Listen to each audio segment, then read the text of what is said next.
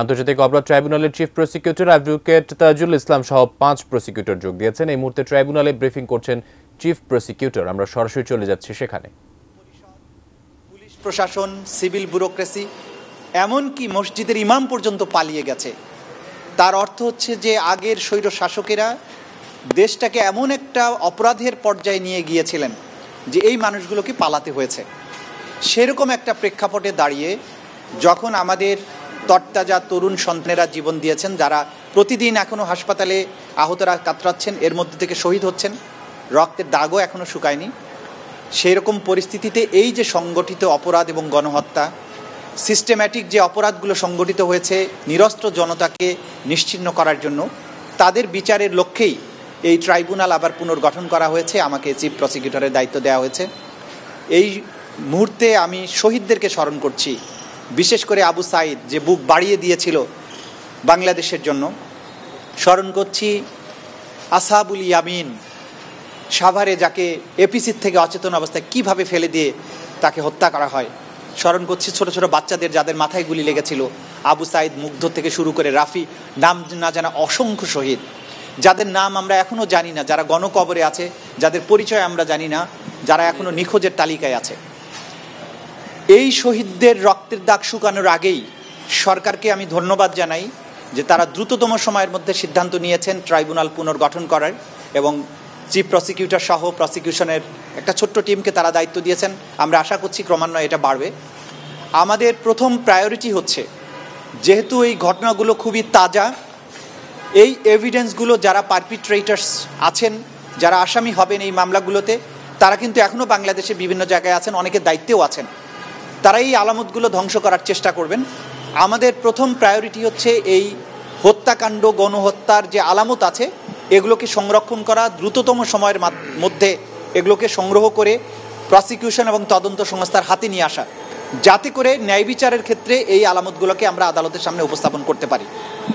আমরা চাইব বাংলাদেশের যে ছাত্র জনতা, আমাদের সন্তানেরা, আমাদের ছোট ভাইয়েরা এবং কাণ্ডগুলো ঘটেছে, অনুরোধ থাকবে আপনারা দয়া করে আপনাদের চোখে দেখা, আপনাদের হাতে থাকা যেসব এভিডেন্স আছে, সমস্ত তথ্য প্রমাণ আছে, শহীদদের তালিকা আছে, আহতদের তালিকা আছে, আসামিদের তালিকা আছে, কারা এগুলো করেছে, সেগুলো দ্রুততম সময়ের মধ্যে এই ট্রাইব্যুনালের প্রসিকিউশন টিম কিংবা তদন্ত সংস্থার কাছে পাঠিয়ে দিন। সানবিট সব দিবে সামাল। সানবিট ম্যাজিক প্রেস, ডিশওয়াশিং এর মাথা ঘোরানো সলিউশন, যাতে করে আমরা একটা প্রপার তদন্তের মাধ্যমে একটা সঠিক এবং ন্যায় বিচার করতে পারি। আপনারা জানেন যে একটা রাষ্ট্রে যখন একটা গণহত্যার মাধ্যমে একটা স্বৈর শাসনের পতন হয়, ইতিহাসের পট পরিবর্তন হয়, তারপরে শহীদ এবং নির্যাতিত যে সমস্ত মানুষ, তারা প্রতিশোধ পরায়ণ হয়ে যান।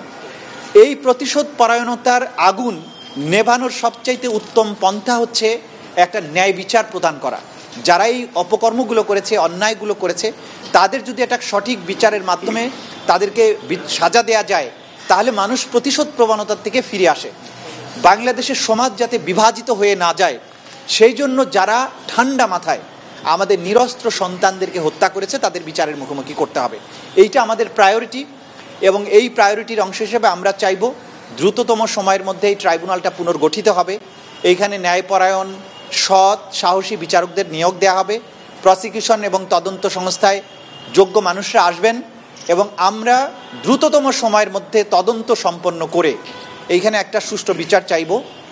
এটা এমন একটা বিচার হবে যে বিচারের পরে শহীদ পরিবার, ক্ষতিগ্রস্ত পরিবার, বাদীপক্ষ সহ আসামি পক্ষও মনে করবে যে হ্যাঁ, তাদের প্রতি ন্যায় বিচার করা হয়েছে, তারা যে অপরাধ করেছিলেন সেটার উপযুক্ত প্রতিদান তারা এখান থেকে পেয়েছেন। আমরা সেই অ্যাটমসফিয়ারটা ক্রিয়েট করার জন্য এখানে আপ্রাণ চেষ্টা করব। আমরা চাইব দ্রুততম সময়ের মধ্যে, যা আইনের একটা প্রবাদ আছে যে জাস্টিস ডিলেইড, জাস্টিস ডিনাইড। আমরা চাইব না দীর্ঘসূত্রিতার মাধ্যমে এই যে শহীদ পরিবারগুলো, ক্ষতিগ্রস্ত পরিবারগুলো, গুমের শিকার পরিবারগুলো, নির্যাতন এবং নিপীড়নের শিকার, গ্রেপ্তার দরকার হয়, গ্রেপ্তারি পরোয়ানা যদি তদন্ত সংস্থা চায়, সেক্ষেত্রে প্রসিকিউটরদের মনোভাব। দেখুন, এই অপরাধগুলোর মাত্রা এতটাই ভয়াবহ যে তদন্তকালীন সময়ে তাদের আসামি যারা হবেন তাদের গ্রেপ্তার প্রয়োজন হবে। নিশ্চয়ই আমরা এই পারপিট্রেটরদের গ্রেপ্তার চাইব, এবং অনেকেই বাংলাদেশের বাইরে চলে যাওয়ার চেষ্টা করেছেন, কেউ কেউ গিয়েছেন, অনেকে যাওয়ার চেষ্টা করছেন। আমাদের প্রথম চেষ্টা থাকবে যে সম্ভাব্য পারপিট্রেটরস যারা আছে, যারা সম্ভাব্য আসামি আছেন, তারা যাতে আদালতের জুরিসডিকশনের বাইরে চলে যেতে না পারেন, দেশ ত্যাগ করতে না পারেন, সেটাকে ঠেকানোর জন্য আমাদের একটা সর্বাত্মক চেষ্টা থাকবে। কারণ আসামি যদি বাইরে চলে যায় তার বিচার করা অসম্ভব কঠিন ব্যাপার হয়ে দাঁড়াবে।